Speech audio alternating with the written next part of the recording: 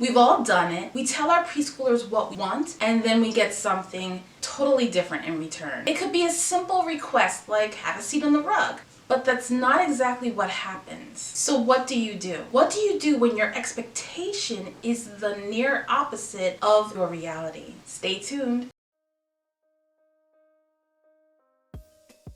Hey there, I'm Celeste, your co-teacher and former classroom teacher, and I help new preschool teachers create efficient systems and processes for effective classroom management. And on this channel, I share many classroom management tips that you can bring into your classroom to help you have a successful school year. So let's get started. We're all familiar with classroom management pillars: our classroom environment, routines, procedures, rules, transitions. But beyond this, there are layers to classroom management. I've used this graphic in my masterclass, Step Up to Level Up Your Classroom Management, but I think I want to use it here as well. The bottom of the layers is the systems, or your classroom management pillars. Next is the expectations, which is basically whatever it is you are asking them to do, does it match with them developmentally? Is it something that they are able to do? So basically, does your idea about what they can do or should do they match? Then we have our words and action. The next thing we have is the child's external world. And finally, we have the child's internal world. So for this video, I will focus on the level above systems and pillars, which are your expectations. So let's break this down. I want you to think about the fact that there are times during your day where you need to move your children from one area to another area. So for this example, I want you to think about you moving the children from inside your classroom and trying to get them outside to the playground. Pretend that you have to walk down the hall to get outside to the playground. Some problems or some mistakes that I see new teachers make is that in their head, the idea from getting to from their classroom to the playground means that the children will line up in their classroom.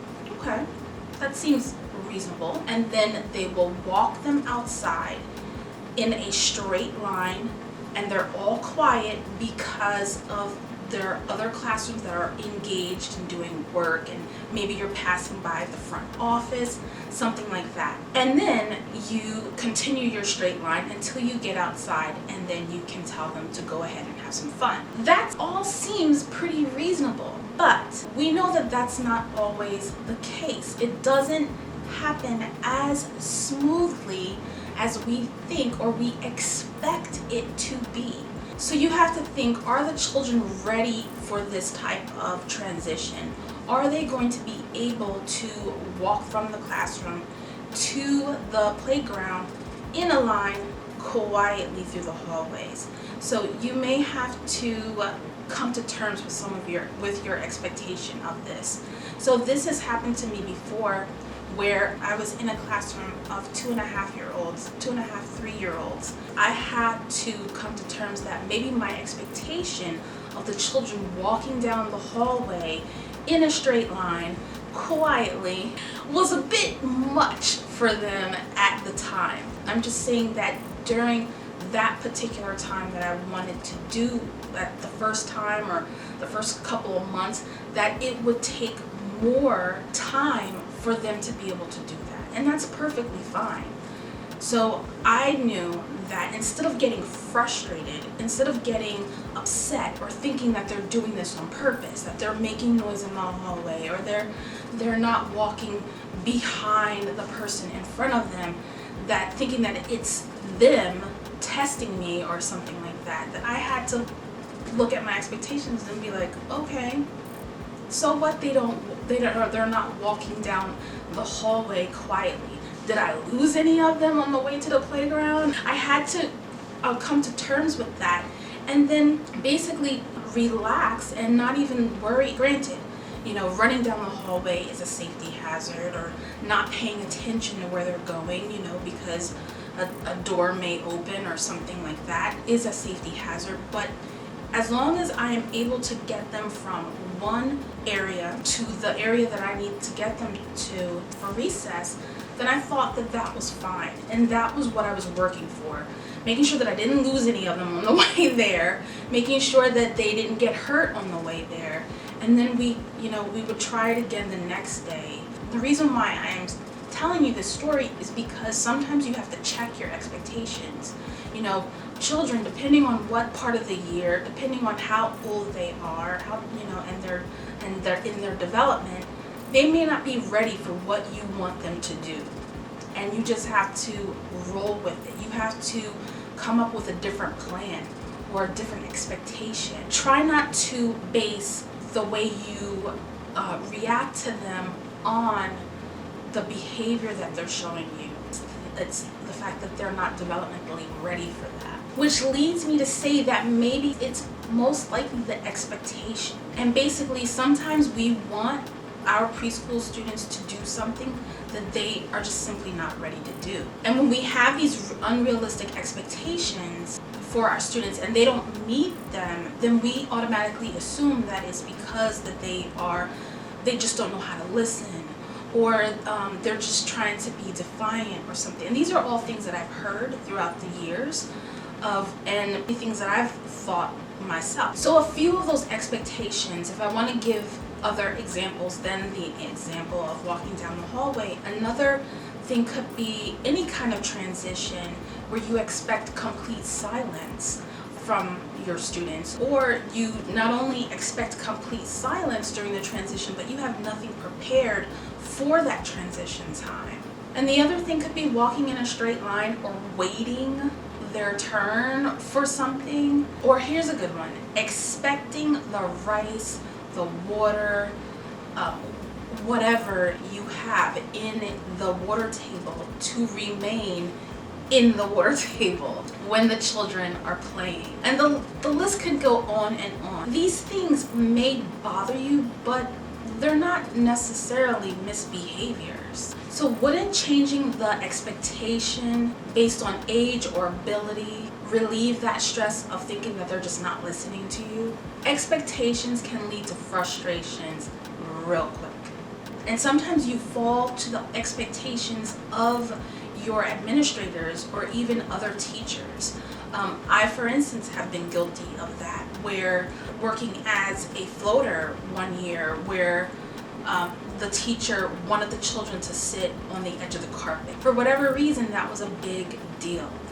And for me, it wasn't such a big deal. I figured as long as the children are all on the carpet and they're all paying attention to me and doing the activity or participating, that was great.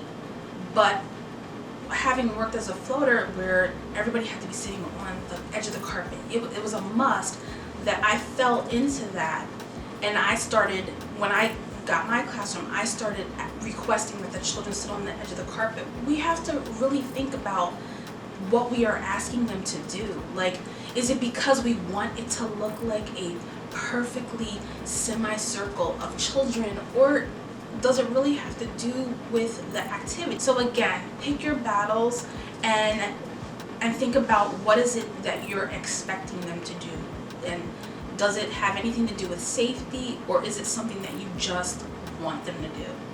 Speaking of falling to the expectations of your coworkers, sometimes your expectations are influenced by what other teachers tell you. So I might have mentioned this story before on another video, but one of my earliest teaching experiences as a preschool teacher was one year when I was working pre-K, and a group of teachers were telling me about a child because they had him in the daycare part, the 2-year-old classroom, and they felt like they knew enough about him that they could tell me and warn me of the type of behaviors that would happen in my classroom. So it made me not only nervous but sick to my stomach. Like, who was this kid, and what was it that that created this reputation that they felt the need to warn me? And yes, he was a handful at the beginning of the year, but what I did notice is that the way I approached him and the expectations that I had of him didn't help, because I had already formed an opinion about this child before he even got into my room. So that didn't help. So not to go into the whole story, but I had to change the way I approached him and the situation. And I always say that this turned out to be one of my most favorite years because it was such a learning experience for me, especially at the early onset of my career. So I want to say this, that every child deserves like a clean slate. Every day, even when you are still upset about what happened the day before. And remember that growth happens over time, and it could be a different school year, it could be a different month, it could be just with a different teacher, the growth happens. Maturity develops as the days and the weeks go on, and we can't control the circumstances in which they live or what they experience or have experienced outside of the school. As hard as it is to treat each day as a brand new day, we have to remind ourselves that it is a brand new day. And remember, if we want grace when we fall and have a hard time getting back up so that we can try again, then we need to make sure that we are offering that grace to children as they try to figure themselves out. So what are your thoughts on this? Go ahead and drop in the chat what your thoughts are on that. And if you've gotten to this point, go ahead and drop the word grace in the comments. So part of what helped during that whole process with that early classroom was the fact that I reflected. And I say this all the time, that reflection is like a superpower, and I've actually have a video on that you can check out, and how much it can help and change and transform your classroom because of the work that you do in that reflection time. So go ahead and check that out. So, and as you're going through this reflection process, you also may want to talk things out with people that are close to you, people that are your accountability partners that you have in your school, and just seek advice, because sometimes what we see is not really the totality of it all. So getting new, fresh eyes on something can definitely open your eyes so that you're able to see your blind spots and know that, okay, I said this, but I was showing something else. So having a fresh pair of eyes on a situation that you're having in your classroom can really help. And I think that that's part of the reflection as well, like knowing that you need help. So I told this story on Instagram a few months ago, I think it was a few months ago, where I had went into a post office and I saw that there was a line. I was waiting to get called to one of the cashiers, and there was a man at one of them, and he had a box and a bag, and he was trying to figure out how to ship his item. He had a box, and then he had a bag on top. He took the bag and he showed the clerk what was inside the bag, and then he put it back on top, and I heard her say, "How do you want to send these?" And he looked at the box and the bag, and he was moving the bag all around, and then he said, "I don't know." And then I heard the clerk say to him, "What about putting the bag inside the box?" So he stopped, he opened up the box, he put the bag inside, and then he closed the box back. And then he made a little joke like, "Oh, that's why you get paid the big bucks." And they laughed. And that made me think, like, as this was all playing out, it made me think like, I wonder why he didn't try that on his own. Like, why didn't that occur to him to try?